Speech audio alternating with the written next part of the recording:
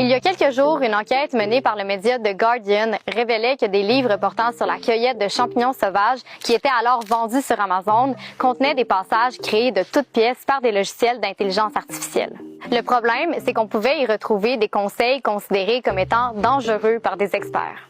Cette nouvelle a fait réagir les communautés de mycologues qui appellent à la prudence lorsque vient le temps de s'informer sur le sujet. Alors que la saison de cueillette de champignons sauvages bat son plein en ce moment au Québec, je m'en vais à la rencontre d'une experte en mycologie pour qu'elle m'explique comment cueillir de manière sécuritaire. Moi, c'est Annabelle Langlois, je suis biologiste spécialisée en mycologie. L'intérêt de cueillir ses propres champignons, c'est qu'on a accès à plus d'espèces qu'on n'aurait pas pu acheter au magasin.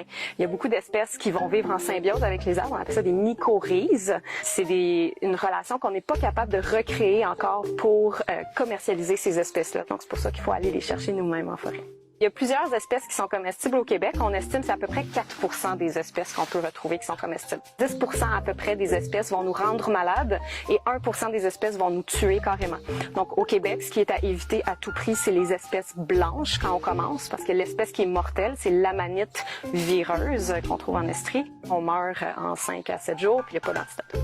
On identifie un champignon par nos 5 sens. C'est sûr que le visuel, c'est très important. L'attachement des lames est important. Le pied dans son ensemble. Ensuite, on a l'odorat. Il y en a qui vont sentir le miel, les Fruit Loops. Parfois, pour les mycologues avertis, on va faire le test de goût pour voir si c'est piquant, amer, doux. Et puis, la texture aussi est importante. Il y a des champignons qui ont des textures cireuses, il y en a qui ont des textures cassantes.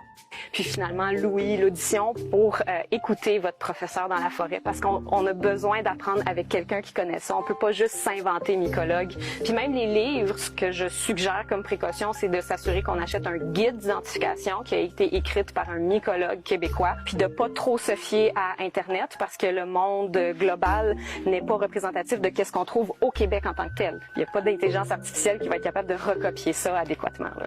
Ça prend un humain.